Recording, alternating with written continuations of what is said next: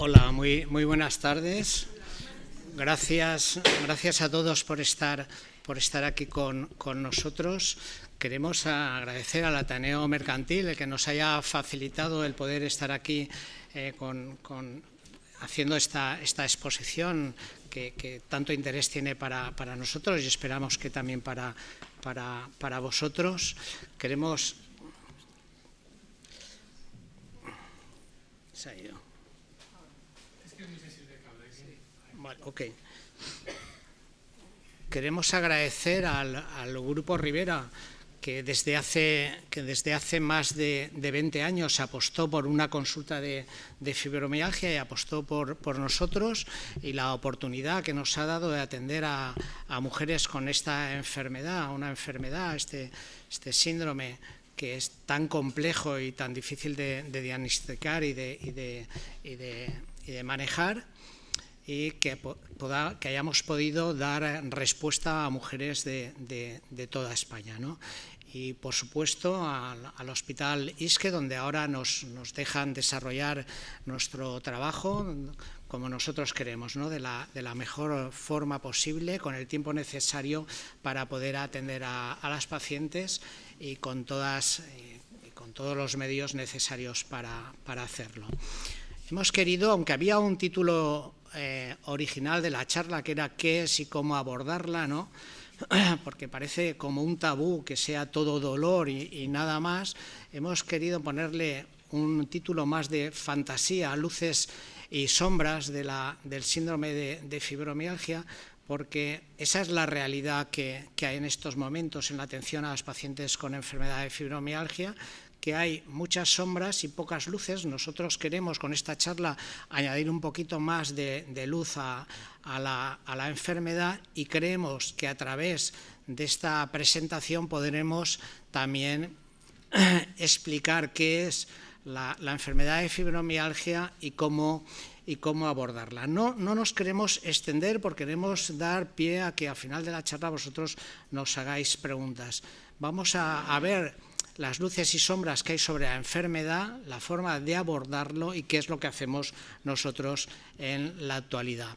El síndrome de fibromialgia se llama síndrome y no enfermedad porque es algo muy complejo, es un problema de salud pública. Aún hay mucha gente que no se ha enterado, pero es un problema de salud pública porque afecta a alrededor de 1,5 millones de mujeres, lo cual de mujeres españolas, es decir, que tiene una prevalencia tremenda, con una gran comorbilidad, quiere decir que tienen muchos problemas de salud añadidos a lo que se entiende por dolor, que supone muchísimas visitas en atención primaria y en especializada, con unos costes sanitarios tremendos, ¿no? Y que produce en las mujeres que lo padecen, y digo mujeres porque cada 21 mujeres hay un hombre solo que lo padece, produce un deterioro de la calidad de vida muy importante, siendo incapacitante e invalidante, ¿no? Y tiene un impacto familiar, laboral, intelectual, social y sanitario para las pacientes.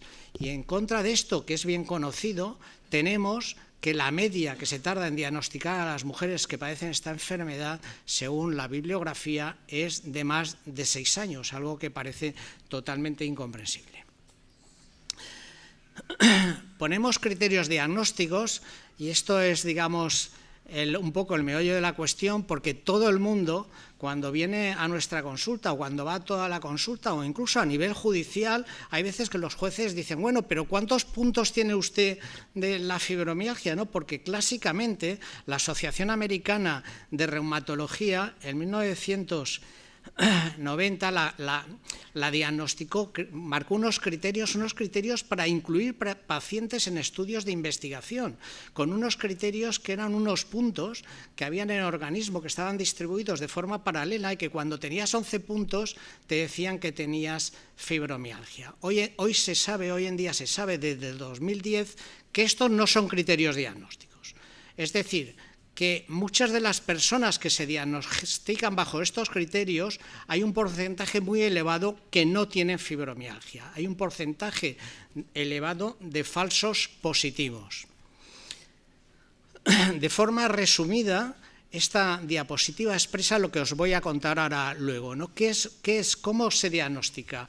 por dolor generalizado, esto ya lo sabéis todos vosotros, multifocal, difuso, persistente, crónico, de predominio muscular y que incluso hay dolor donde uno no piensa que hay dolor o en situaciones en las que no tiene que haberla, ¿no? Que se acompaña de un síndrome complejo, que es un síndrome de fatiga crónica que afecta a todos los órganos y sistemas y con alteraciones del sueño que en muchas ocasiones son anteriores, muchos años anteriores a que aparezca el síndrome de fibromialgia. Y algo muy importante, además de estos criterios, se tienen que excluir otras muchas enfermedades que pueden simular la enfermedad de la fibromialgia. Fármacos, hay muchos fármacos que producen alteración del sueño, que producen fatiga y que producen dolor generalizado, enfermedades inmunológicas, endocrinas, artrosis generalizadas o enfermedades inflamatorias. Para ir concretando más lo que os he dicho de estos, del diagnóstico, es que hayan estos criterios, dolor, fatiga y alteración del sueño, durante más de 3 meses de forma similar. Se ha pasado como criterio diagnóstico de los puntos de dolor a zonas de dolor, a 19 zonas de dolor, y se dice que podemos empezar a pensar que una persona tiene fibromialgia cuando al menos hay 7 zonas del cuerpo en las que hay dolor. Es lo que se llama índice de dolor generalizado. Luego habla de una escala de gravedad de los síntomas, que ahora veréis qué síntomas son, y como hemos dicho antes, descartar otros problemas de salud que pueden enmascarar la enfermedad. Estas son las regiones: cuello, mandíbula, hombro, brazo izquierdo y brazo derecho, antebrazo derecho e izquierdo, la espalda arriba y abajo, caderas, glúteos, muslos, piernas. Pues bien, cuando tenemos al menos 7 o igual a 7 zonas en las cuales hay dolor continuado durante más de 3 meses, podemos empezar a pensar que hay una enfermedad de fibromialgia.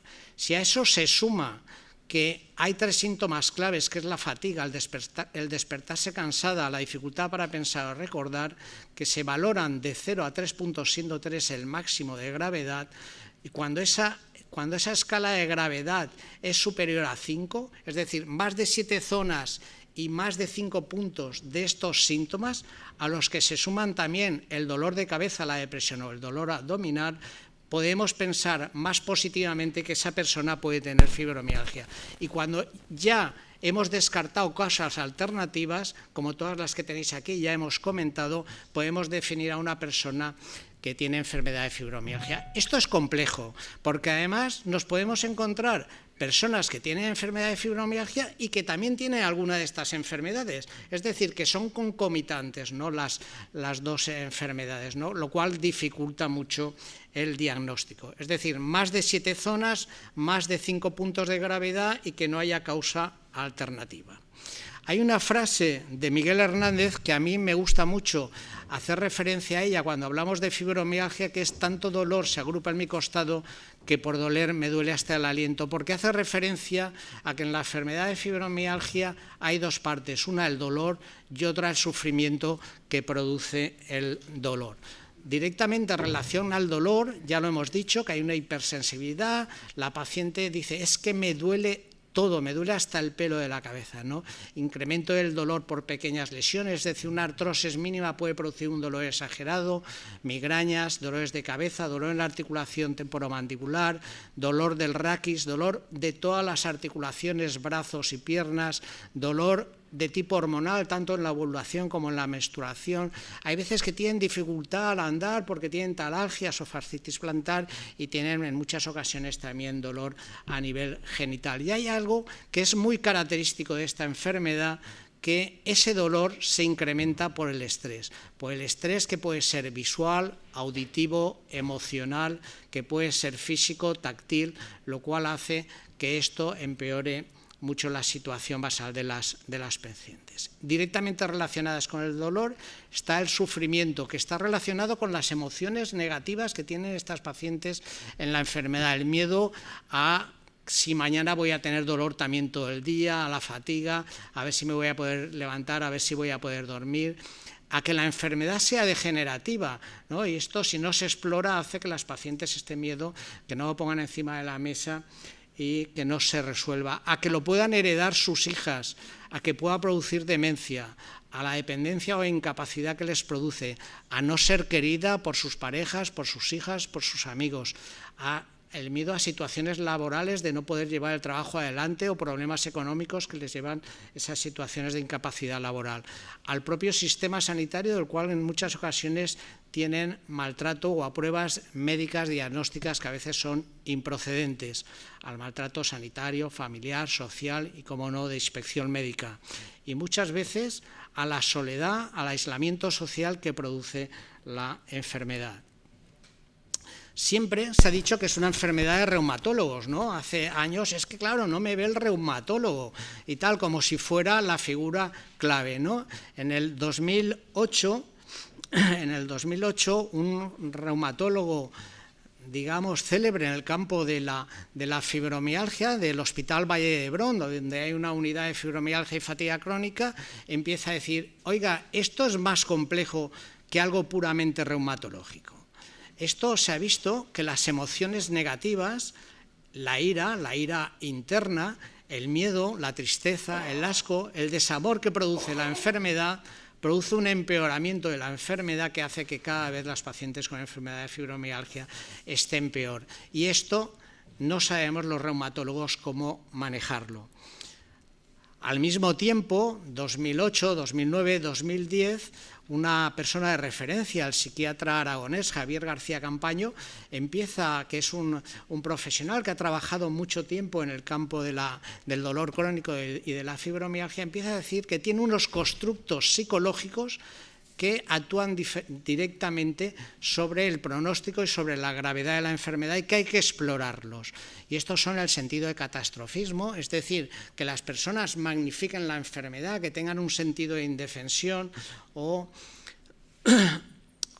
que magnifiquen o que rumien la enfermedad, ¿no? Aquellas personas que se pasan todo el día, estoy peor, me duele todo, esas personas van a estar mucho peor. Aquellas personas que tienen un sentido de la injusticia, es decir, a mí no me han reconocido la enfermedad, están dolidas por la injusticia, además de por el dolor físico, y están peor. La falta de aceptación de la enfermedad. Aquellas pacientes que no aceptan la enfermedad están peor, son incapaces de plantear objetivos para mejorar. La baja autoeficacia, es decir, la capacidad que tiene uno para poder conseguir los objetivos que se plantee. La mente dispersa, es decir, aquellas personas que piensan en 4 o 5 cosas a la vez, son personas que están más estresadas, y el estrés, ya hemos dicho antes, que incrementa el dolor, la ansiedad y la depresión que acompañan a esa enfermedad. Es decir, que ya empezamos a ver que realmente es un síndrome complejo que se escapa del ámbito solo de la reumatología y que probablemente las personas que están más cerca y que mejor lo pueden manejar son los médicos de familia, que son aquellos que están más cercanos del paciente, de su familia y del ámbito donde se desarrolla.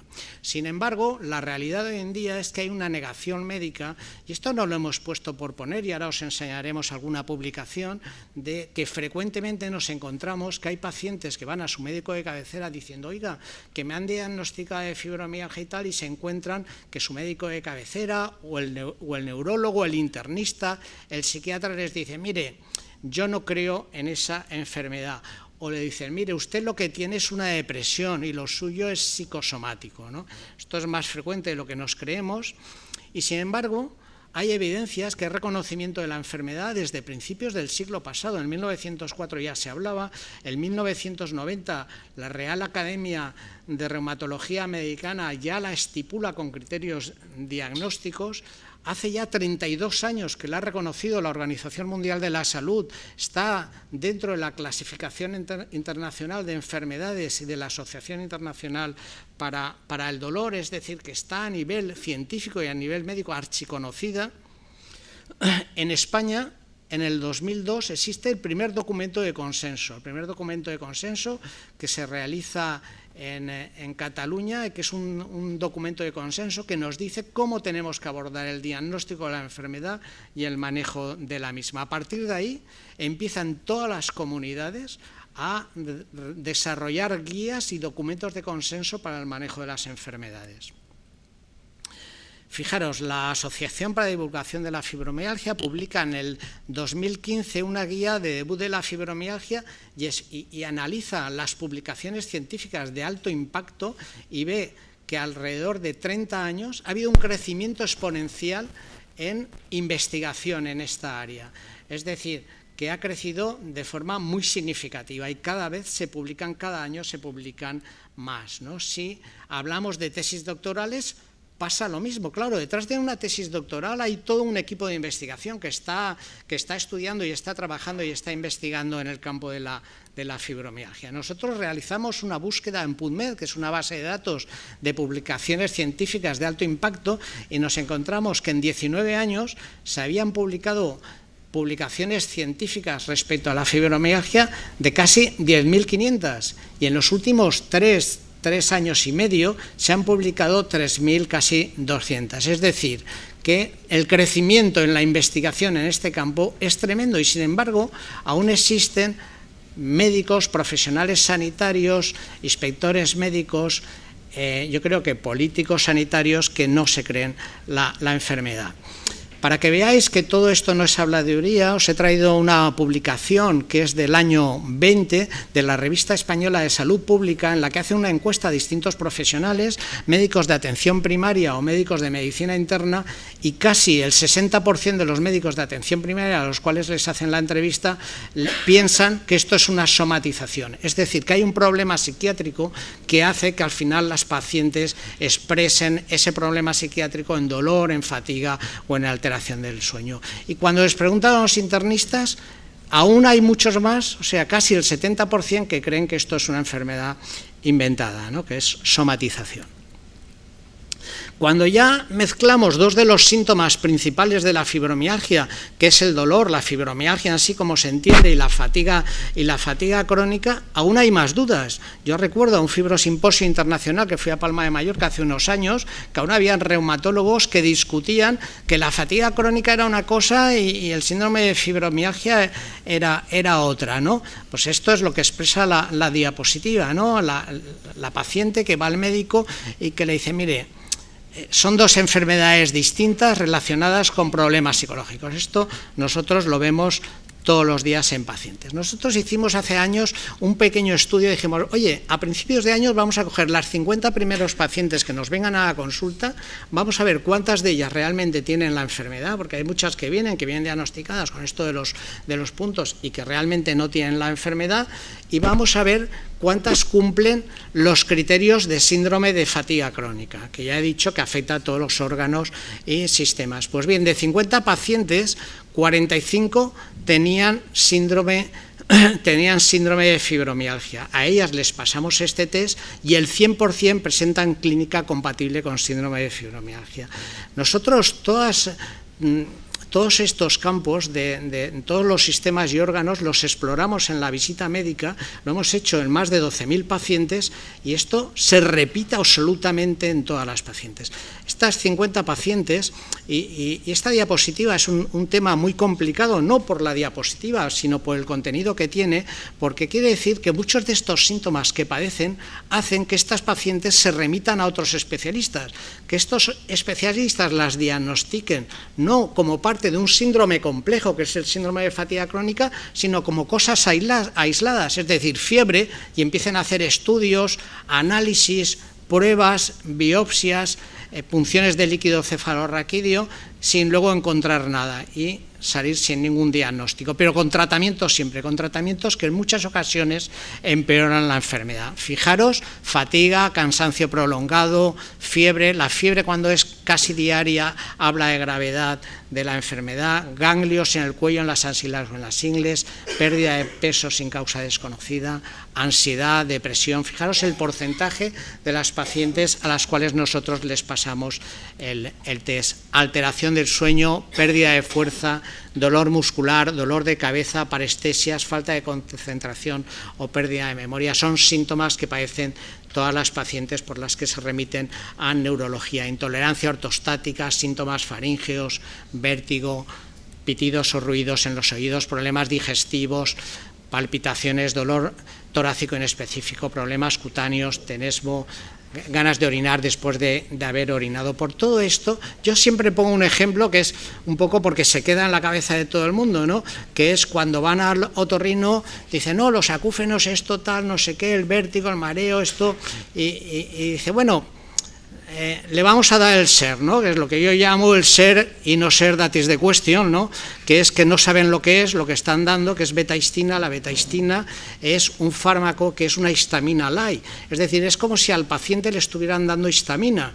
Claro, en esta enfermedad lo que sobra es la histamina. Muchos de los síntomas y de los signos que tienen los pacientes es porque tienen la histamina que se les sale. Por los niveles de histamina es tremendo. Los receptores de la histamina también tienen más expresión y muchos de los síntomas están relacionados con esta sustancia. Dando el SER estamos dando más histamina, ¿no? Es decir, está empeorando la enfermedad. Y como este ejemplo pasa con muchos de los medicamentos que dan los distintos especialistas cuando tratan los síntomas y no el síndrome.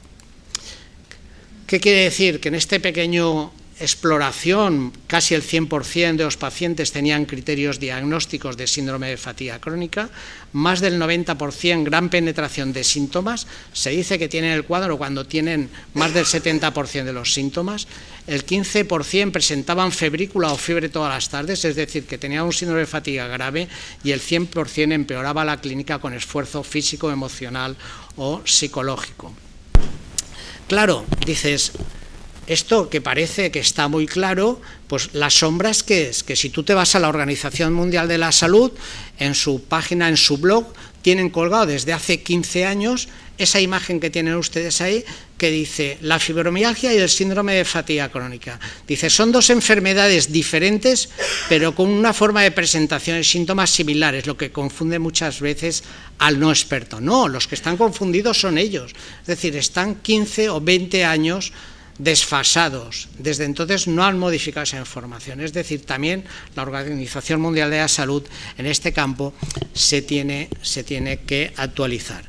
Más lastimoso y más triste es cuando el Ministerio de Trabajo y de Seguridad Social sale una publicación por la cual los inspectores empiezan a juzgar el grado de incapacidad o de invalidez que tienen las pacientes y clasifica a estas enfermedades como somatomorfas, es decir, que son enfermedades que padecen personas que tienen problemas psiquiátricos y que somatizan la enfermedad en el dolor, en la fatiga y en el insomnio. Gracias a algunas asociaciones, entre las que está la Asociación de la Fatiga Crónica Española y de expertos que denunciamos este tema, pues se consiguió que el Ministerio retirara este documento, que era lamentable. Se inventaba una clasificación acientífica, porque no había ninguna bibliografía científica que la avalara, que decía que la fibromialgia era la fibromialgia en sí, la que era de verdad, la fibromialgia que iba añadida a problemas reumatológicos, la fibromialgia que era secundaria a enfermedades psiquiátricas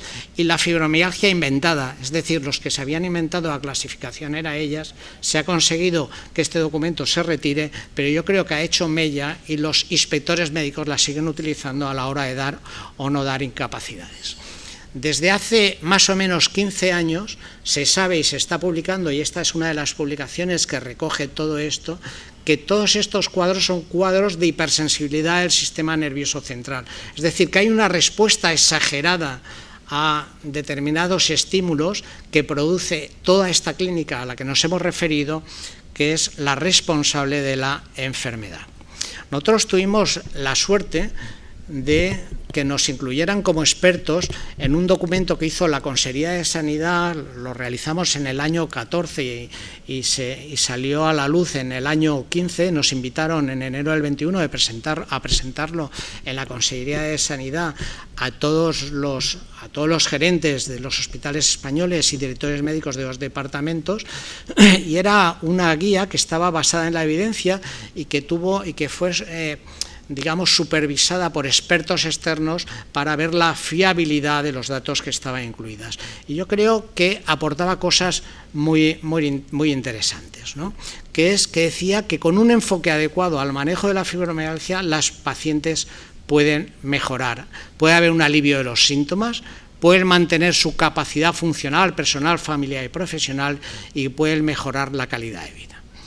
Y para conseguir estos objetivos decía que había que hacer un enfoque adecuado, que ahora os voy a dar algunas de las cosas que nosotros ya veníamos haciendo desde hacía 20 años. No hay enfermedades sino enfermos, hay que hacer una valoración global del paciente, una valoración biológica, psicológica y social, que era súper importante la relación empática, ¿no? Que tenía que haber un encuentro clínico en el que el paciente se sintiera acogida, escuchada, comprendida y acompañada, ¿no? Y hablaba de que había que desarrollar la empatía desde 3 puntos de vista.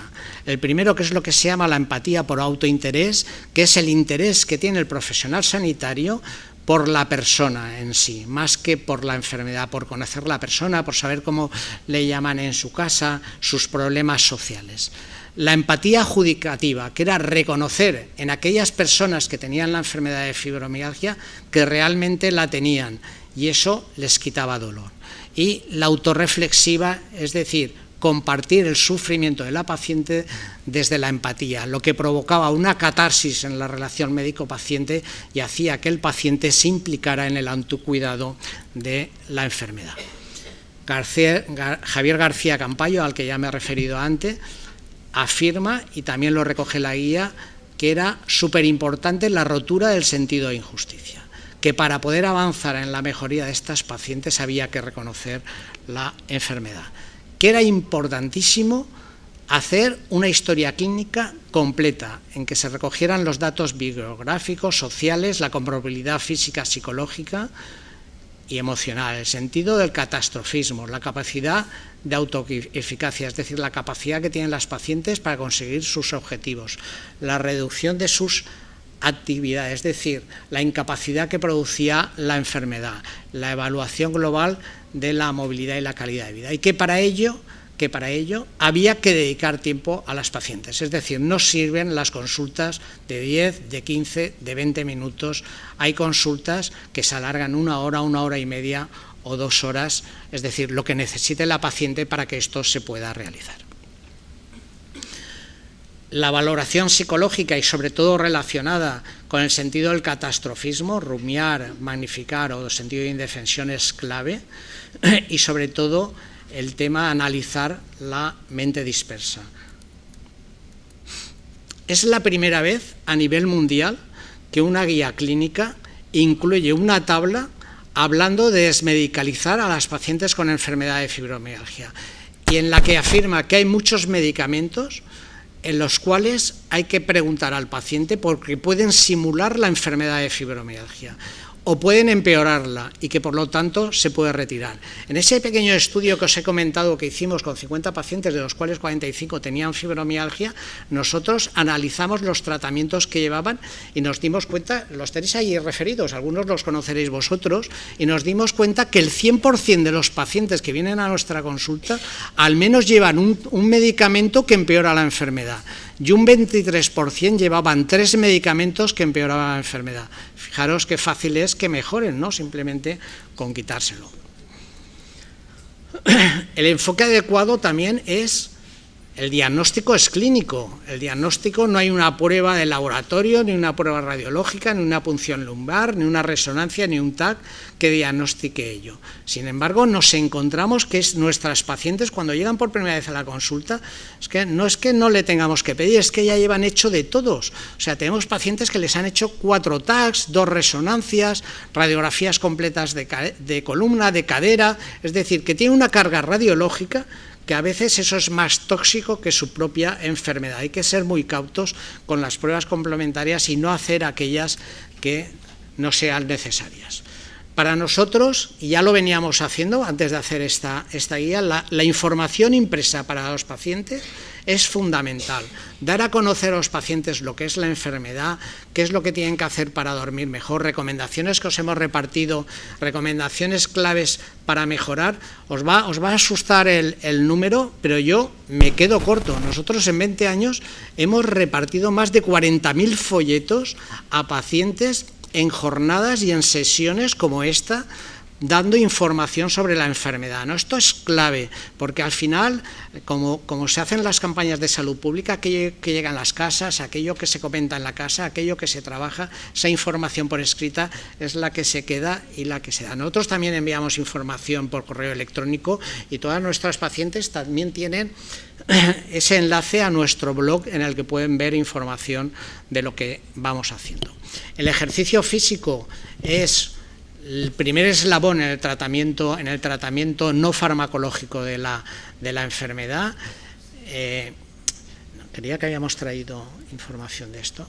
Bueno, quien quiera nos lo puede pedir, nuestras pacientes ya lo tienen. Tiene que ser individualizado. Nosotros recomendamos que las pacientes, primero que nada, tienen que escanear su cuerpo, tienen que hacer respiración profunda, ejercicios de contracción, relajación, ejercicios de equilibrio que mejoran no solo el equilibrio, sino la capacidad adaptativa que tienen las pacientes para enfrentarse a la enfermedad, ejercicios de fuerza y ejercicios aeróbicos. Esa retafila de ejercicios de menos a más es lo que hace que las pacientes vayan mejorando de forma importante. El ejercicio aeróbico en el agua templada es clave, es fundamental, ¿no? Consejos, y vamos a algunas sesiones en algunos centros de salud y dice, oye, pero para que duerman vosotros, ¿qué les dais? Hombre, muchas veces es fundamental abordar el tratamiento farmacológico de la enfermedad, pero sobre todo hacemos hincapié a la hora para que duerman mejor, que es importante, ¿no? Una persona que no tiene nada y duerme mal esa noche, al día siguiente está hecha polvo, pues es fundamental unas recomendaciones generales, ¿no? Y nosotros en esto incluso le dedicamos luego una sesión en el curso que hacemos, que nos contará luego Patricia, y hacemos recomendaciones que muchas veces nuestras pacientes se quedan un poco pasmadas, ¿no? Decimos, no, a partir de ahora tiene que tomar café. Dice, uy, pues se me lo han quitado toda la vida, ¿no? Se sabe que la cafeína disminuye el dolor, se sabe que disminuye la fatiga, y ya hay publicaciones, esto lo escuchamos a un investigador italiano afincado en Estados Unidos que trabaja en investigación básica y en mujeres con fibromialgia, que se había dado cuenta que a los ratones que les daba cafeína por la noche dormían mucho mejor, por la mañana dormían mucho mejor por la noche, y a los que les daba benzodiazepina por la noche estaban muy despejados. Y entonces decía, ostras, el cerebro es muy listo, se ve que ya sabe que si ha descansado por la mañana ya no necesita, y si está muy estresado, pues necesita. Y empezó a hacerlo con las mujeres de fibromialgia, a darles cafeína por la mañana, y veía que dormían mucho mejor por la noche. Así sucede, tomar café en el desayuno, a mitad mañana y después de comer, menos dolor, menos fatiga, y duermen mejor por las noches. Son muchas las recomendaciones que damos para dormir mejor. Entre ellas, les recomendamos que hay pacientes que se la saben de memoria, incluso nos la quieren recitar en la consulta, la poesía de Caricias de Benedetti, ¿no? Que la recitan como un mantra, y esto hacen como nuestras personas mayores que se dormían rezando el rosario, pues recitando la poesía de Caricias, que es muy glamurosa, se quedan dormidas. Es fundamental y entra dentro de esto que llamamos la empatía reflexiva, que es que el paciente al final se dedique a su autocuidado, ¿no? A proteger su propia salud, que sea un paciente experto, ¿no? Y ya nuestros pacientes saben que hay determinadas cosas. Esto hace unos años no se sabía que el sobrepeso, es decir, el exceso de grasa con respecto a la musculatura en personas con fibromialgia, produce sustancias inflamatorias, interleuquinas, la 1, la 6, la 8 y el factor de necrosis tumoral 1A, que hace que sensibilice más el sistema nervioso central. Y entonces estas personas que tienen fibromialgia y que ya saben cómo se tienen que cuidar, lo primero que hacen es ejercicio, más masa muscular y menos grasa. Y, oye, las próximas Olimpiadas van a estar fenomenal, ¿no? Hay que poner los objetivos a largo plazo, evitar la mente dispersa. No hemos dicho que si el estrés empeora el dolor, la fatiga y el cansancio, pues la mente dispersa es uno de los factores más estresantes, ya lo contaré con una publicación, y que más va a desestabilizar la enfermedad. Relacionarse muchas veces en asociaciones. Las asociaciones, lo veníamos hablando ahora tomando un café, que las asociaciones tienen, como el título de esta conferencia, las luces y las oscuridades, ¿no? Es decir, aquellas asociaciones que están mirándose al ombligo, que son tóxicas, que las pacientes van a contar que siempre se encuentran mal y tal, fatal. Aquellas asociaciones que están subvencionadas por la industria farmacéutica, fatal. Es decir, aquellas que van con un objetivo de positividad, a hacer ejercicio físico, a hacer las recomendaciones que os hemos estado dicho, fenomenal. Esta es la publicación que os quería comentar. En diciembre del 2010 salió esta hoja en una revista científica muy importante, que es el Science, revista médica de alto impacto, muy pequeñita pero muy curiosa, ¿no? Que es que cogían a un número muy importante de personas y les decían, oiga, ¿usted quiere participar de un estudio? Le vamos a regalar un teléfono. Entonces todo el mundo, claro, pues sí, un teléfono, vaya, sí, lo que usted quiera y tal. Y entonces reparten 1000 teléfonos, 1000 personas que les van a pasar la encuesta y no les dicen qué pregunta. Mire, soy el de la encuesta, quiero que me diga en estos momentos en cuántas cosas estoy pensando. Pues mire, estoy pensando que me he dejado la cartera, que no he hecho el bocadillo para mi hijo, que mi jefe es no sé qué, tal, 5 cosas, ¿no? Y después le pasaban la escala de Hamilton de la ansiedad y veían que las personas que en más cosas estaban pensando, es decir, que tenían la mente más dispersa, eran las que tenían más ansiedad. Y luego les pasaban una escala de felicidad y veían que aquellas que tenían la mente más dispersa eran las que tenían más ansiedad y más infelicidad. Esto en la enfermedad de fibromialgia es un tema súper importante, porque esto nos dice que si las mujeres con mente dispersa, con fibromialgia tienen la mente dispersa, van a tener más ansiedad, van a tener más dolor y van a tener más fatiga y más alteración del sueño. Esto quiere decir que la meditación, que el mindfulness, que la relajación, que los momentos flow les va a ir de maravilla. También la guía de la consejería habla de la terapia grupal. Nosotros tenemos experiencias en pacientes, yo recuerdo estas fotos que veis aquí son en Almusafes, las pacientes con fibromialgia de un cupo de la doctora Cristina Vivas, que estuvimos 4 horas con ellas haciendo ahí un role-playing, enseñándoles todas estas técnicas. Cristina luego nos comentaba, oye, han dejado de venir a la consulta. Les repartimos mucha información, les despejamos dudas y tal, lo importante que es los trabajos de terapia grupal. Venimos haciendo jornadas nosotros desde hace 20 años, pues en Alcira hemos hecho 14 jornadas de 1 o de 2 días, en Denia hemos hecho otras tantas, hemos salido de la Comunidad Valenciana a hacerlas, a Almansa, hemos ido a Requena, hemos ido a la Albaida, no sé, me dejaría poblaciones a Alboraya, a Valencia, es decir, es fundamental momentos fuera de la consulta, es decir, lo que es el abordaje comunitario de la enfermedad muchas veces da más resultados que la propia enfermedad. Y nuestro querido amigo Javier Moscoso, profesor de Historia y de Filosofía de la Ciencia, cuando le entrevistaron sobre su libro Historia Cultural del Dolor, decía que el mayor dolor es la ausencia de la esperanza, ¿no? Nosotros estamos de acuerdo y creemos que la esperanza, y es lo que nosotros damos a nuestras pacientes, es clave para mejorar la enfermedad, pero lo que nosotros llamamos y otros filósofos llaman es la esperanza activa, es decir, aquella en la que hay un compromiso de los pacientes en ponerse en marcha, ¿no? En ponerse, nosotros caminaremos con ellos, pero si ellos se ponen las pilas y se ponen en marcha, seguro que así van a mejorar. Yo te voy a pasar ya, creo que a ti y ahora os vamos a presentar, Patricia os va a presentar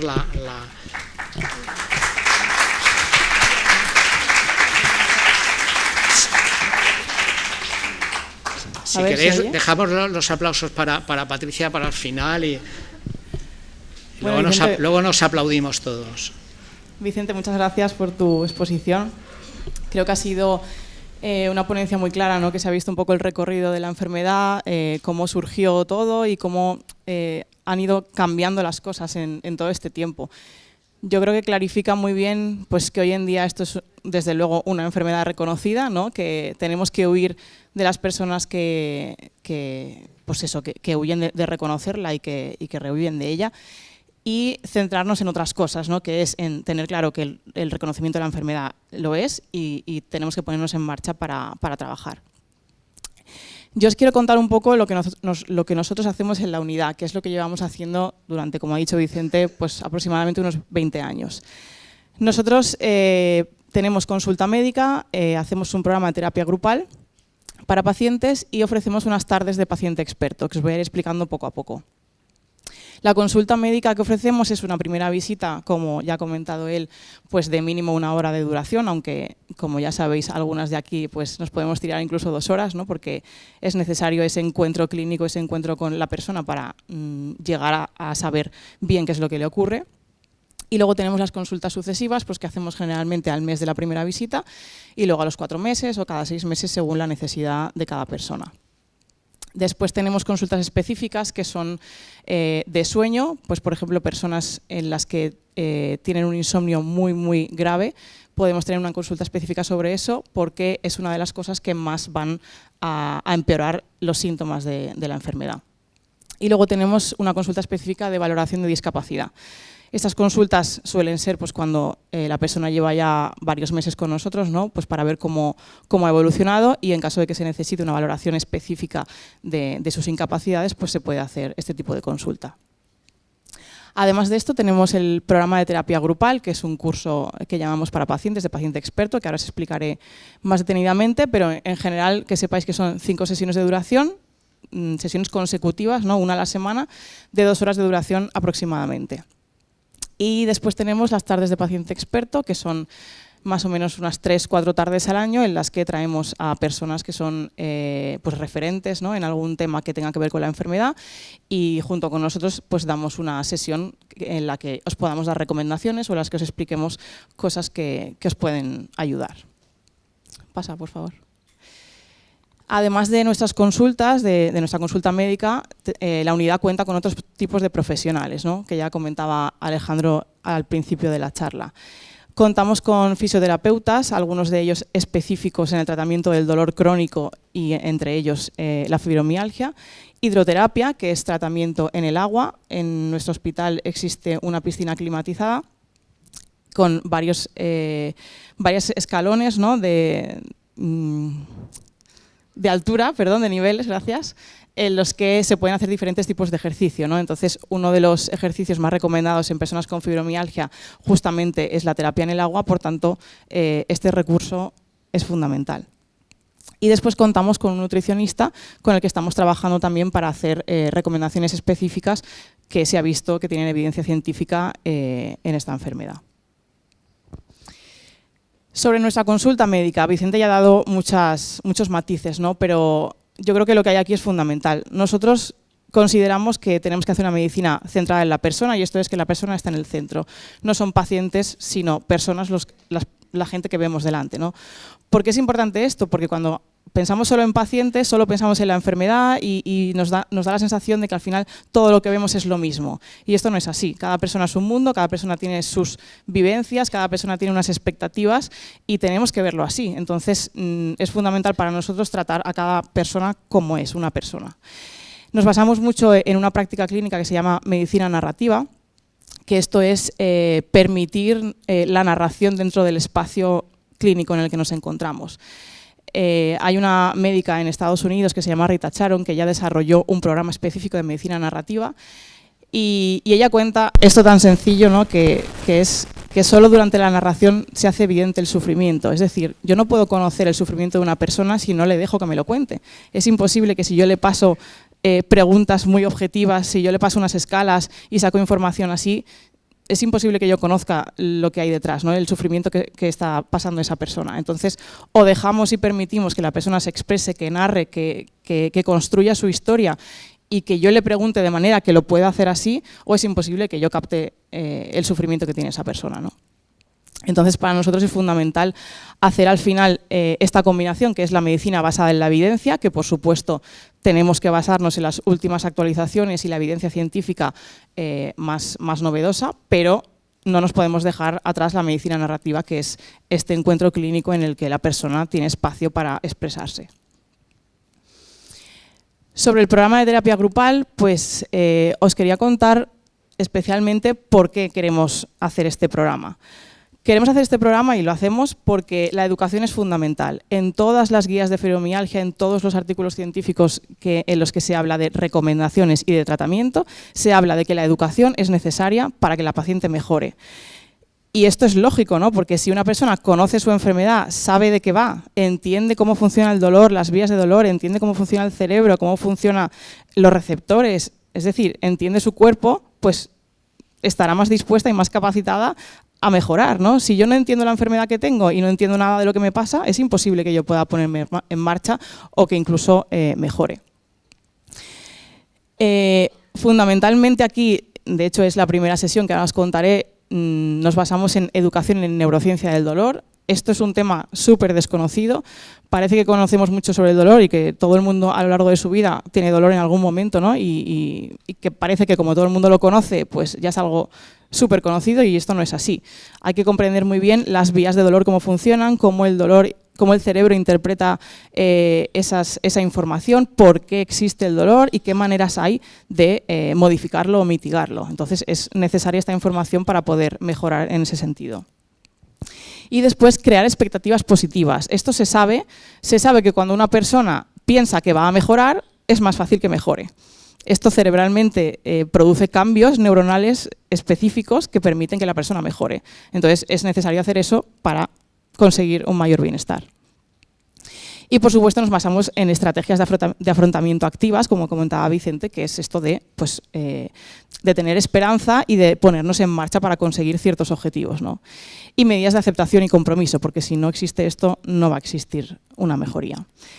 Y todo esto se engloba dentro de un programa que llevamos muchos años trabajando, que se llama Paciente Experto, que al final lo que consiste es en que cada persona que tenemos delante deje de tener un rol, ¿no?, de paciente y sea un paciente experto en su enfermedad y que al final sea una persona como tal, ¿no?, que se dedique a trabajar por sí misma y deje de ser ese enfermo que va buscando todo el rato, ¿no?, mejorías, que alguien me diga lo que tengo que hacer o que alguien me dé la pastilla para solucionármelo, porque sabemos que eso no existe. Paso. Os voy a contar brevemente en qué consisten estas sesiones para que os hagáis una idea de lo que trabajamos. La sesión 1, que son fundamentos básicos del síndrome y neurociencia del dolor. Aquí trabajamos específicamente sobre el dolor, ¿no? Las conclusiones son que el dolor es una experiencia como tal, que el cerebro interpreta esta experiencia y que es el que decide el dolor que tenemos y cuánto dolor tenemos. Estudiamos todo aquello que tenga que ver con vías ascendentes de dolor, es decir, todo lo que nos va a producir dolor, y las vías descendentes, que son las que las inhiben, las que las van a cortar.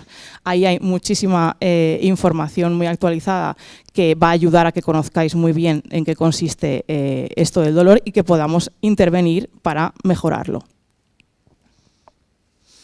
La segunda sesión es sobre ejercicio físico, es una sesión muy dinámica y claro, el ejercicio físico es que también, si vemos todas las guías que hay publicadas desde hace muchísimos años, se considera la estrategia principal. No existe bienestar, no existe mejoría si no existe un ejercicio físico. Muchos de vosotros pensaréis, si sois pacientes o si conocéis a personas con fibromialgia, que hay gente que dirá, es que yo no puedo hacer ejercicio físico porque me duele mucho, porque luego estoy peor, porque es imposible, ¿no? Bueno, esto es normal, que hay personas que tengan esa percepción, pero en el curso lo desmontamos completamente, ¿no? Porque la evidencia científica que hay es tan grande de mejoría que es necesario conocer las barreras que nos impiden hacer ejercicio físico, es necesario conocer cómo empezar a hacer ese ejercicio y qué tipo de ejercicio es bueno para las personas con fibromialgia y ponerse en marcha para empezar a conseguir pequeños objetivos que a largo plazo pues van a ser mayores. Aquí tenemos pues algunas ideas, ¿no? La primera imagen hace referencia sobre todo al tema de la propiocepción, que es esto de cómo percibo mi cuerpo, ¿no? Y el mapa mental que tiene mi cerebro sobre mi situación y sobre dónde estoy. Esto influye mucho en la estabilidad al caminar, ¿no? Y en la percepción espacial, que en muchos casos está afectada en la fibromialgia. La segunda imagen es sobre ejercicio físico de fuerza, que ahora muchos conoceréis que está muy de moda, ¿no? Pero no es solo la moda, sino es que se ha estudiado que es un ejercicio muy potente para mejorar la capacidad muscular y para mejorar el dolor y la fatiga crónicos. Y en el tercero vemos un poco ese ejercicio pues más de toda la vida, ¿no? Que es el ejercicio aeróbico que todos conocemos, que es un ejercicio en el que el corazón pues, se pone más en marcha, en el que hay mucho más movimiento y cambio de circulación sanguínea y que también tiene beneficios en la enfermedad. Hacemos en nuestra sesión de ejercicio físico muchos diferentes tipos de ejercicio para que veáis un poco en qué consisten y que os pongáis en marcha para conseguirlo. La sesión 3 es sobre higiene del sueño. Ya sabéis que la fibromialgia fundamentalmente es dolor, fatiga e insomnio, por tanto el insomnio sí o sí hay que tratarlo. Y además de los fármacos, como comentaba Vicente, pues es necesario saber las medidas de higiene del sueño para mejorar en ese sentido. Y luego vemos también factores que alteran el sueño, entre ellos pues algunos fármacos que se prescriben muchas veces en fibromialgia o dolor crónico, hábitos en concreto que no hacemos bien y luego alteraciones asociadas a esta enfermedad como puede ser síndrome de apnea o hipopnea del sueño o piernas inquietas, que son muy prevalentes en personas con fibromialgia. En cuarto lugar, damos una sesión que es sobre meditación, mindfulness, que básicamente se trata de una sesión en la que intentamos evitar esa mente dispersa, ¿no? De la que hablaba Vicente. Es fundamental que las personas con fibromialgia o con dolor crónico tengan una mente focalizada y concentrada, tengan capacidad de atención plena. Cualquier persona que tenga una mente dispersa va a tener un mayor sufrimiento en general, porque eso ya se ha visto, pero personas con fibromialgia y dolor crónico todavía esto se agrava más, por tanto es fundamental que abordemos ese aspecto. ¿Por qué? Porque al final tener una mente focalizada, una atención plena, va a modificar la manera en que lidiamos con la enfermedad y va a hacer cambios estructurales en nuestras neuronas, en nuestro cerebro, que va a mejorar la capacidad de percibir esos estímulos que tenemos alterados y de mejorar nuestro bienestar. Reduce además la irritabilidad y el insomnio, dos aspectos muy prevalentes en la enfermedad, y disminuye la alexitimia, que es un problema de identificación de emociones y de expresión de emociones, también muy importante en este síndrome. Y en la sesión 5 trabajamos sobre emociones. Se sabe que en las personas con dolor crónico y fatiga crónica hay una expresión muy elevada de emociones negativas y esas emociones negativas producen más dolor y más fatiga. Eso está demostrado científicamente. Por tanto, lo que hacemos es estrategias para frenar, ¿no? O cortar esas emociones negativas y fomento de emociones positivas que al final van a hacer un círculo de mejoría, ¿no? Que van a crear una emoción positiva, va a crear más emociones positivas y así sucesivamente. Y esto va a intervenir en esas vías de dolor que os explicaba al principio y va a impedir o a inhibir esa capacidad de dolor o esos niveles de dolor, ¿no? Y los van a mitigar, lo van a mejorar. Las estrategias fundamentalmente son visualización de imágenes placenteras, que aquí hay diferentes estrategias en concreto, la atención plena, expresarse en positivo, conectar con los demás de una manera saludable y adecuada y tener capacidad de agradecimiento y de esperanza. Os vamos a poner aquí un pequeño vídeo que hemos hecho con la primera edición de nuestro curso para que veáis un poquito en qué consiste y os hagáis una idea mejor de cómo es. Dale a... Soy la doctora Patricia Roth, soy coordinadora de la unidad de fibromialgia del Hospital de Elche y hoy os vamos a hablar sobre el programa de terapia grupal para pacientes de nuestra unidad. Es un programa que consta de 5 sesiones para grupos reducidos de 5 a 8 personas y en estas sesiones de 2 horas de duración cada una, en semanas consecutivas, vamos a abordar diferentes herramientas, hábitos de vida, estilo de vida saludable para intentar abordar todos aquellos aspectos de la enfermedad e intentar mejorarlos y con ello buscar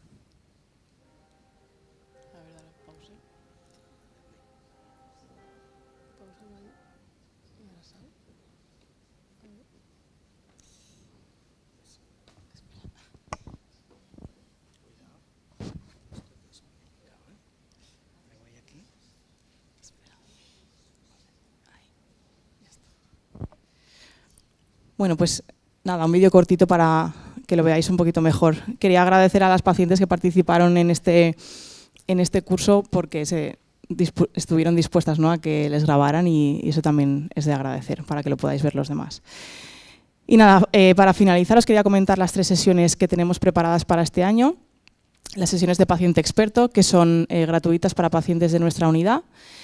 Y son las siguientes para 2025. Tenemos una sesión que será sobre mindfulness y compasión para la gestión de dolor crónico. Esta sesión la impartirá Silvia Sanchís, que es fisioterapeuta y profesora de mindfulness en Respira Vida Breathworks. Trabajamos con ella desde hace varios años. Tiene muchísima experiencia en pacientes con fibromialgia y dolor crónico.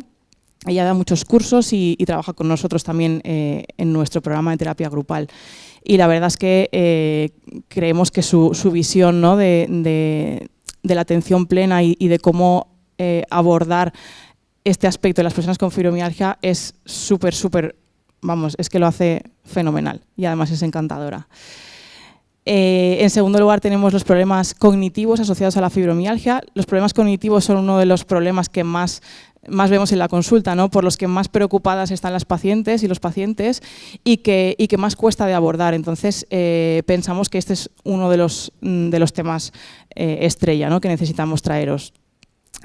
Para esta sesión contamos con Marisa Fernández, que es neuropsicóloga y doctoranda en su tesis va sobre aspectos cognitivos del síndrome de fibromialgia, y ella es psicóloga de la Asociación de Fibromialgia de la Comunidad de Madrid. Ya hemos contado con ella en otras ocasiones y su visión va a ser, vamos, muy positiva sobre esto. Y por último, queremos también valorar el papel de la familia, ¿no? El entorno social es muy importante en general, ¿no?, para cualquier persona, porque somos seres sociales y así ocurre, pero en personas con dolor crónico, con una enfermedad crónica como es la fibromialgia, es fundamental que haya un soporte social alrededor. Entonces, pensamos que la familia aquí juega un papel muy importante y creemos que también es necesario abordar este tema. Para ello contaremos con la doctora Luz Vázquez de Miotan, que ella es médica de familia y es coordinadora del Grupo Nacional de Salud Mental de SENFIC y ha trabajado sobre este tema a lo largo de mucho tiempo. Y nada más, creo que con esto acabamos. Muchas gracias por vuestra atención y estamos a vuestra disposición para que nos preguntéis lo que queráis. Gracias.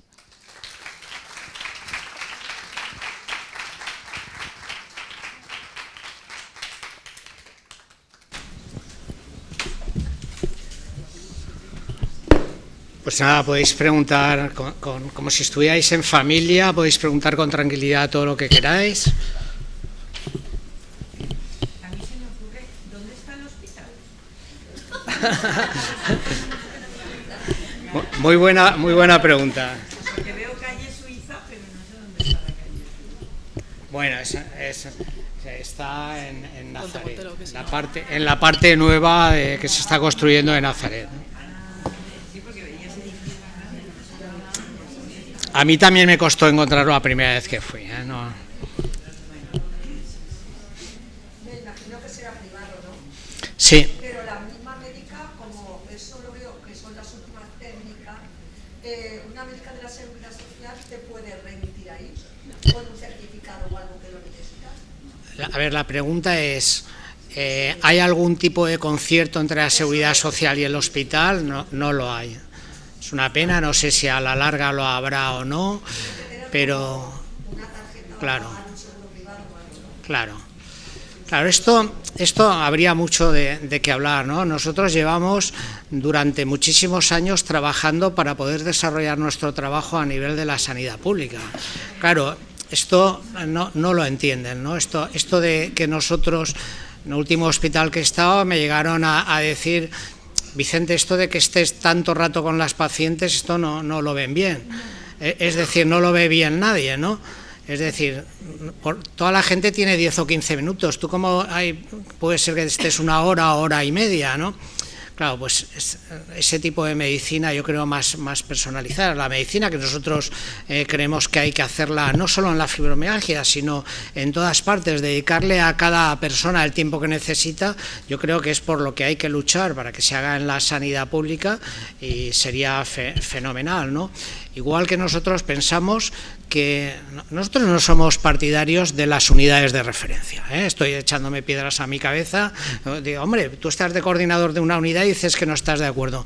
No, yo creo que los médicos de familia tendrían que ser los que tuvieran el tiempo necesario para poder dedicar, y además tienen los conocimientos y la formación necesaria para poderles dedicar el tiempo para poder abarcar este tipo de enfermedades que son complejas y que necesitan mucho más tiempo de atención, ¿no? Ya sabemos cómo está la situación del tiempo en atención primaria, es inviable, bueno, pues esto hay que darle una vuelta, ¿no? Pero no me gustaría que esto se transformara sobre un tema para hablar de la sanidad pública y privada. Pero en la sanidad privada sí que tiene concierto. No, es lo que estábamos diciendo, ¿no? Pero yo espero que a la larga se haga. Sí.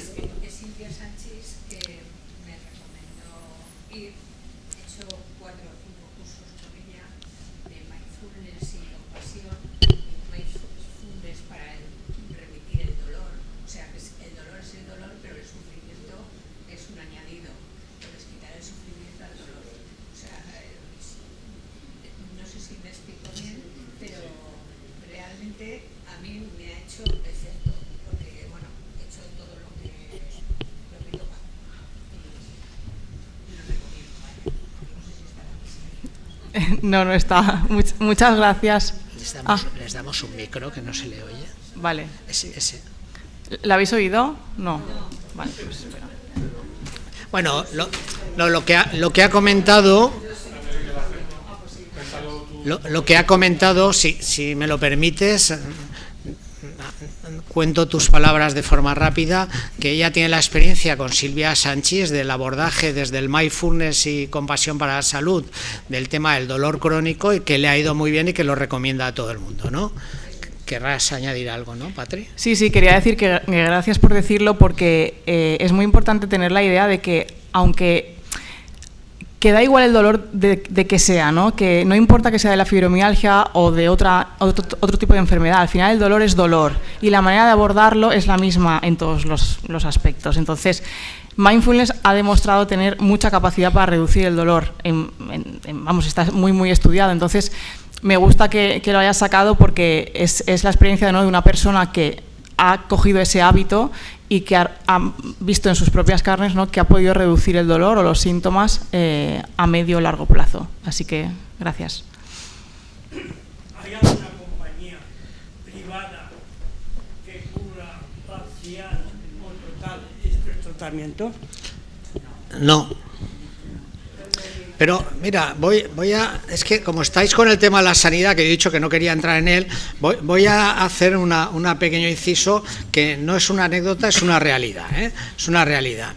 Yo tengo una paciente que no tiene fibromialgia, pero que durante 14 años ha estado diagnosticada de fibromialgia, que no tiene muchos recursos económicos, pero que la familia pues ahorró, los hijos y tal. Oye, te llevamos a Navarra, ¿no? Se la llevaron a Navarra allí, la bromita de ir a Navarra, los hijos con coche, buscarse un hotel para ir, allí te escanean de arriba abajo, ¿no? Y 3 días allí, volver una segunda visita tal, les costó cerca de 4.000 euros, más de 3.000 euros la broma, y empeoró, salió de Navarra empeorando, ¿no? Cuando llegó a nuestra consulta le dijimos, creemos que en unas semanas vas a estar curada. Es decir, no tenía fibromialgia, tenía un problema que le había durado durante 14 años por un medicamento que estaba tomando.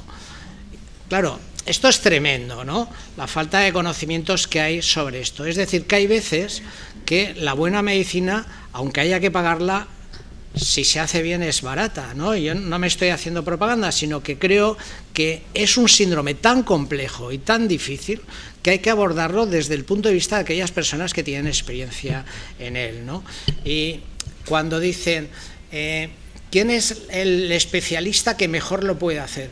Hombre, nosotros hemos formado a 64 médicos de familia Esos 64 médicos de familia están por ahí, están en centros de salud, son magníficos médicos de familia que saben manejarla. Que tengan tiempo o no para hacerlo es otra cosa, ¿no?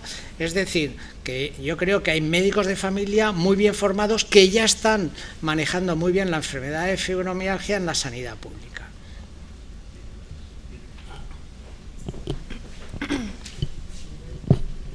En primer lugar, quería agradeceros la exposición a ambos. Yo soy esposo de una persona diagnosticada de fibromialgia y yo sé que el sufrimiento del paciente es tremendo, pero el sufrimiento de la familia también. Entonces, quería preguntaros si también hay algún tipo de ayuda para que los familiares sepamos ayudarles, porque a veces también rozamos la desesperación y también a lo mejor en vez de ayudar empeoramos la situación. Lo digo emocionado porque es un sufrimiento, ¿no? Y yo no sé ya cómo ayudar a mi mujer. Gracias. Bueno, en primer lugar, muchas gracias por abrirte y contar tu experiencia. El tema de la familia es un tema importante, ¿no? Ya lo comentaba aquí. Nosotros queremos que sea una parte de nuestro abordaje. Es verdad que en la consulta pues vemos al paciente, ¿no? Tratamos al paciente y casi siempre en nuestra primera consulta permitimos solo que entre la paciente porque pues, son consultas muy largas, son consultas muy pues eso, de una experiencia personal, ¿no? Pero bueno, por supuesto, luego en consultas sucesivas los familiares también pueden pasar.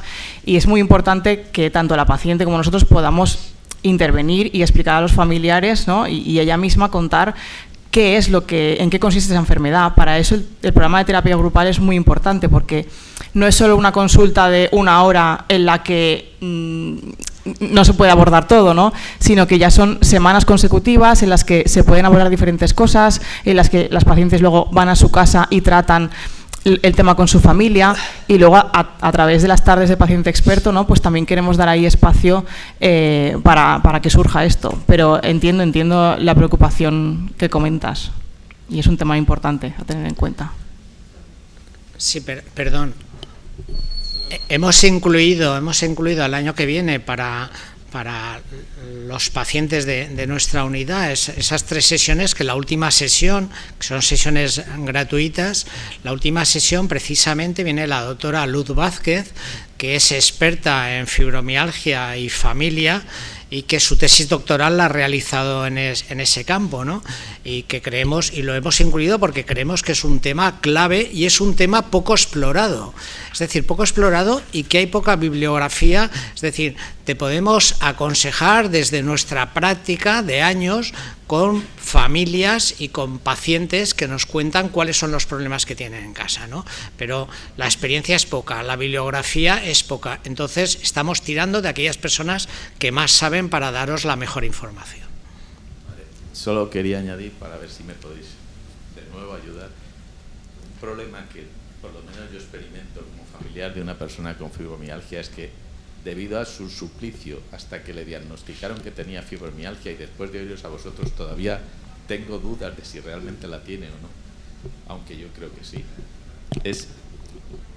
le tiene fobia ya a los médicos, lo digo así de claramente, y a los medicamentos. Se niega a ir a los médicos, se niega a tomar medicinas, y yo lo entiendo, tiene miedo, le han hecho sufrir mucho, pero si me podéis dar alguna luz de cómo convencer a una persona que se ha encerrado de esa manera a ir a veros a vosotros, por ejemplo, os lo agradecería.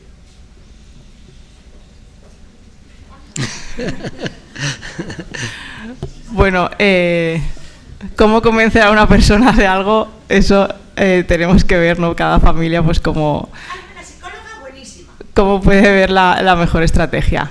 No, de verdad.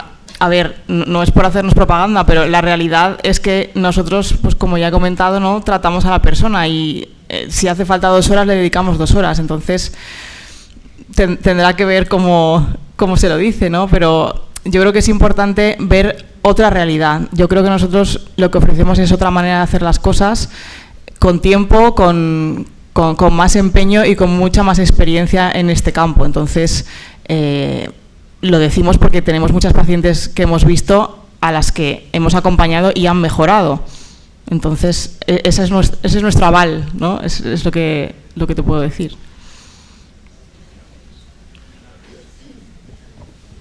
Hola, buenas tardes a todos. En primer lugar, agradecer a los doctores Vicente Palop y Patricia Roth estar esta tarde aquí y divulgar, ¿vale?, una enfermedad que es tan desconocida. Yo sí que le quería comentar a este señor que sí que es difícil. A ver, yo soy paciente con fibromialgia y acabo de terminar la terapia de grupo.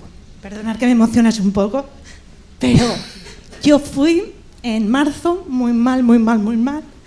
Por eso cuando he visto luces y sombras, pues yo estaba en la sombra y gracias a esta terapia, ¿vale?, pues he visto la luz.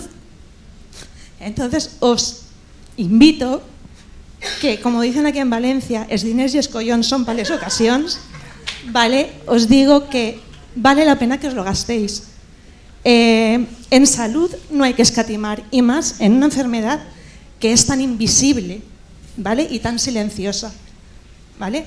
Entonces, yo le invitaría a que fuera, que le viesen los doctores.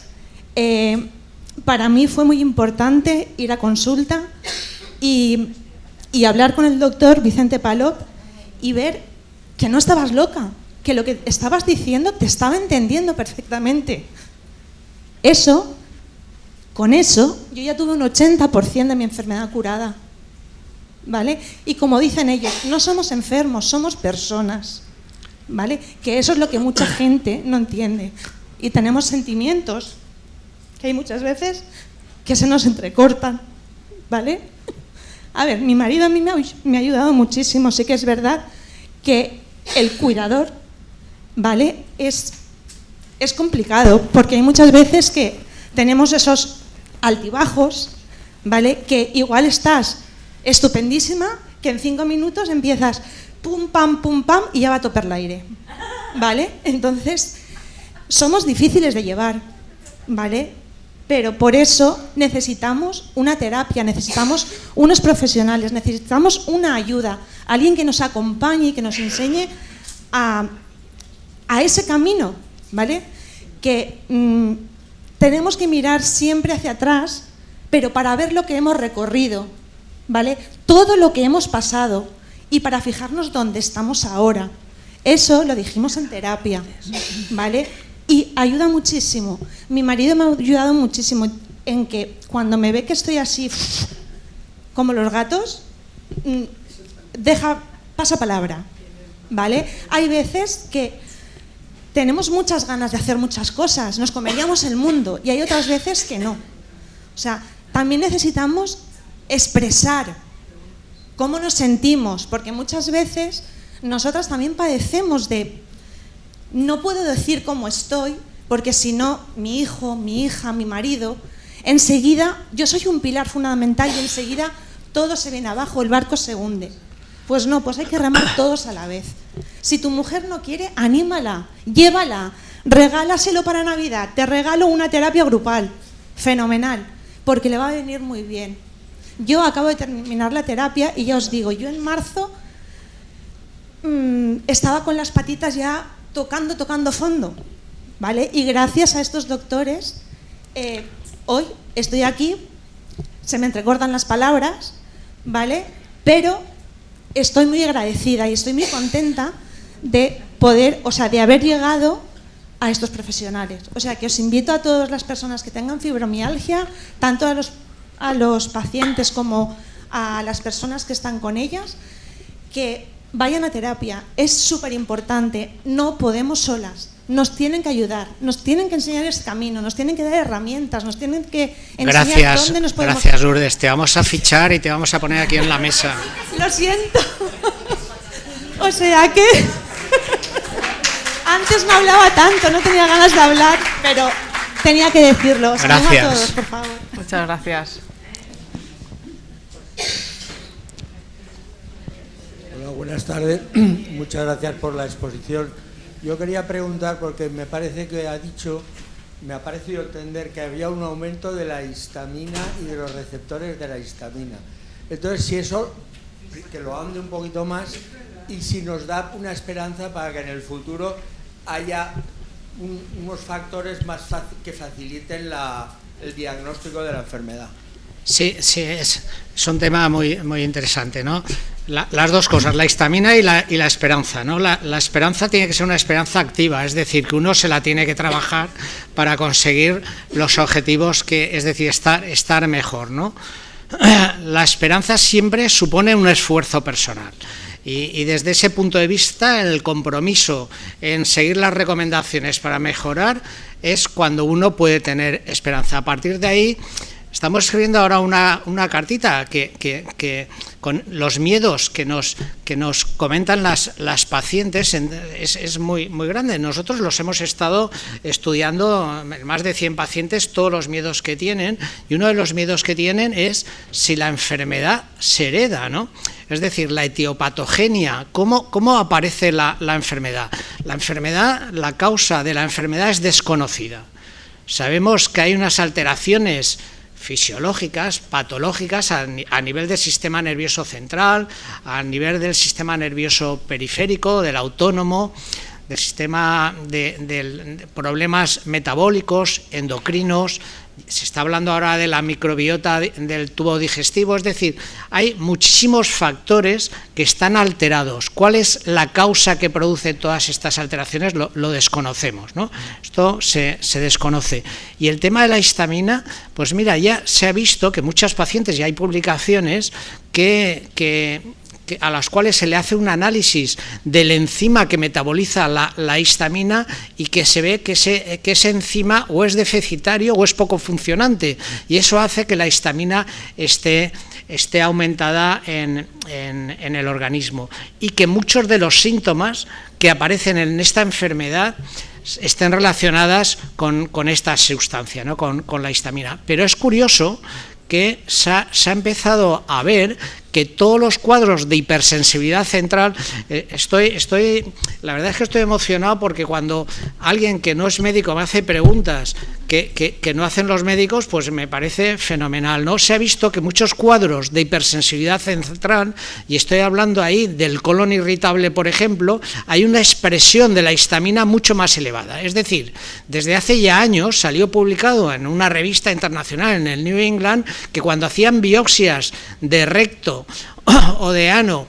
en pacientes con colon irritable, encontraban que había una expresión de los receptores de la histamina tremendas, y empezaron a decir, ostras, aquí tiene un papel fundamental la histamina, ¿no? Es posible que todos los cuadros de hipersensibilidad central, y ahí hay hasta problemas cardíacos, como es la enfermedad del seno, que padecen algunas mujeres jóvenes, pues hay un montón de enfermedades que ya se entienden como enfermedades de hipersensibilidad central, en el que la histamina juega un papel determinante. Y yo creo que este es un campo abierto y de investigación que va a dar frutos, ¿no? La primera guía que hizo el Ministerio de Sanidad incluyó en los tratamientos farmacológicos para la enfermedad de fibromialgia dar hidroxicina, lo que todo el mundo conocéis como Atarás.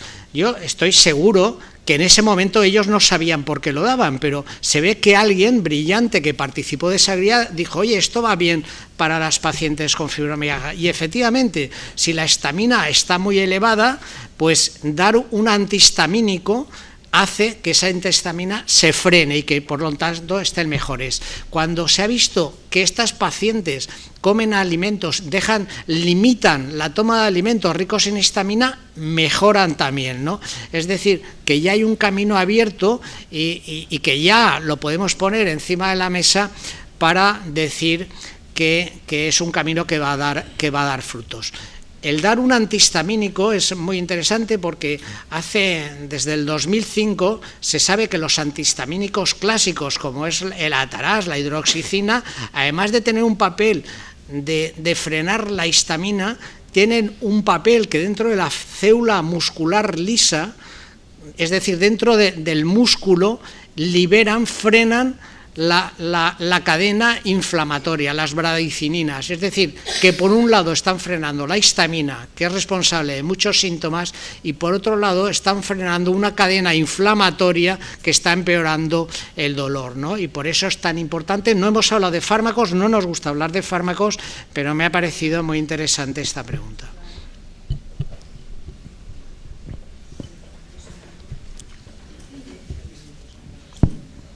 Buenas tardes y muchas gracias por la exposición. A mí se me diagnosticó la fibromialgia hace mucho tiempo, siempre, digamos, en manos de reumatólogos. Yo no me voy a extender más en ese sentido, pero sí que me ha llamado mucho la atención que se ha hecho referencia siempre, digamos, a lo que es la falta de sueño, al insomnio. Yo justamente en mi caso lo que tengo es hipersomnia, o sea, duermo, necesito dormir muchísimo, cansancio permanente, y lo comento simplemente porque nos he mencionado, y como siempre que he ido, haya sido el especialista que haya sido, he comentado lo del cansancio frecuente, la hipersomnia, etcétera, etcétera.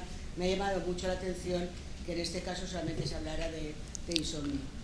Sí, se ha visto que en pacientes con hipersensibilidad central o con enfermedad de fibromialgia, fatiga crónica, van asociados otros problemas relacionados con el sueño. Dos fundamentalmente, es el síndrome de piernas inquietas y el síndrome de apnea del sueño, ¿no? Hay muchísimas pacientes con enfermedad de fibromialgia que tienen síndrome de apnea del sueño, es decir, que hacen apneas. Pues ahí tiene usted la respuesta. Cuando usted se trate adecuadamente el síndrome de apnea del sueño, mejorará. Sí, pues.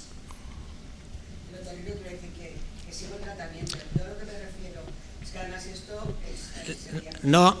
La apnea severa se diagnosticó hace un tiempo, no mucho tampoco, pero que esto que estoy comentando de esa hipersomnia viene de tiempo atrás, como en realidad el funcionamiento del sistema nervioso tampoco se conoce muy bien cómo puede funcionar, si el sistema central, la vida de los sentimientos, las emociones, etcétera, etcétera. En este caso era ya simplemente por curiosidad, porque yo ya tengo muy asumido que duermo mucho, que necesito dormir mucho y que me canso mucho, pero en realidad de momento no hay.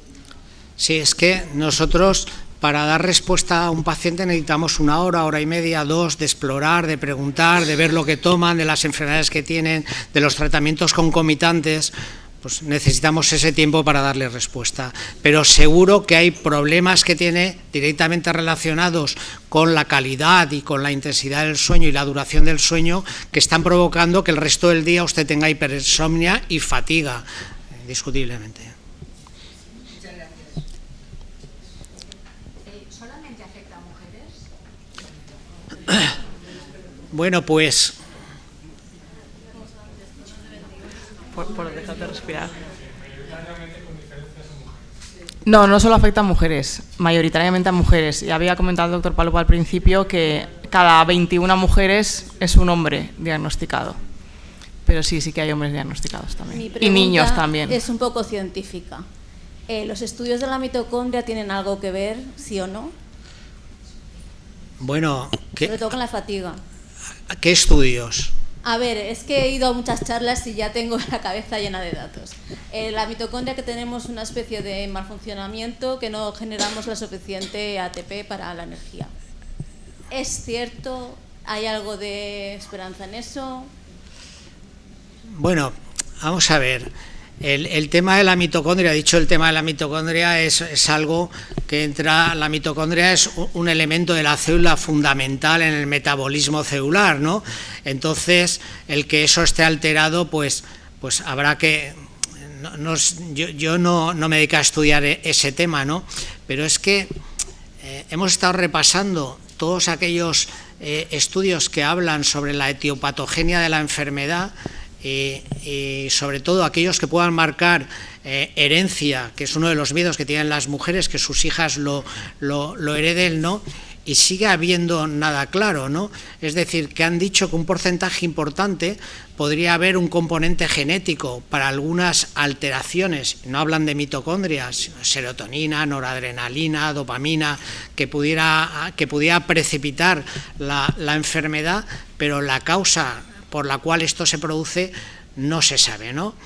Es lo que se ha dicho, que probablemente podrían haber alteraciones epigenéticas, es decir, que sin alterar la estructura del ADN del gen, sin estructurar el gen, está alterada la respuesta genética que tienen los genes y que pueden producir esto. Todo esto son especulaciones que nadie se ha mojado a la hora de decir que esto es. Es más, se está hablando de que pueden haber, a nivel, la gente que se dedica a investigación genética, se está hablando que pueden haber distintas diferencias de pacientes con enfermedad de fibromialgia. Y yo a esto siempre he respondido que nosotros hemos visto 12.000 mujeres y hemos visto 12.000 mujeres distintas con enfermedad de fibromialgia. Es decir, que cada una tiene unas peculiaridades, tiene otras comorbilidades, tiene otras enfermedades, toma otros medicamentos y cada una es un mundo y por lo tanto clasificarlas y aunarlas yo creo que es una labor que va a ser muy difícil.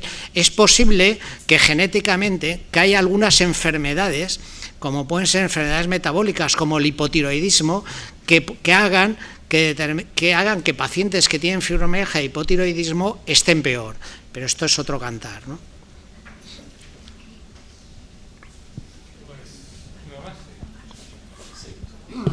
¿Por qué afecta más a mujeres? ¿Existe la posibilidad que haya un infradiagnóstico en hombres también? Pues Javier, esto es un tema que nos lo hemos preguntado, ¿no? No lo sabemos, no lo sabe nadie. No hay alguna endocrina española, ¿no? Carmen Valls, que dice que es que la mujer ha estado expuesta durante toda la vida a tanto sufrimiento, ¿no? Que como una cebolla, cada vez que va quitándose una capa le salen lágrimas, ¿no? Y que hay veces que ese estrés sometido excesivo que tienen las mujeres con respecto al hombre, hay veces que ese estrés puede ser una de las causas que precipite la alteración del sistema nervioso central. Estos son especulaciones, ¿no? También se especuló hace 20 años que es que la exposición a tóxicos, como podían ser detergentes, podían provocar una mayor facilidad, pero bueno, no hay estudios epidemiológicos. ¿Qué mujer no ha tocado detergentes a lo largo de su vida? Y hay muchas que tienen enfermedades con fibromialgia y otras no. No hay diferencias entre etnias, no hay diferencias entre clases sociales en prevalencia de la enfermedad. Es muy difícil responder, ¿no? Nosotros hemos visto más de 12.000 mujeres, pues es que no tendremos 40 hombres que tienen diagnosticados, ¿no? Ahora, también te puedo decir que lo viven peor los hombres, ¿eh? No es una pregunta que hayas hecho, pero es una pregunta añadida, una respuesta añadida que te pongo yo.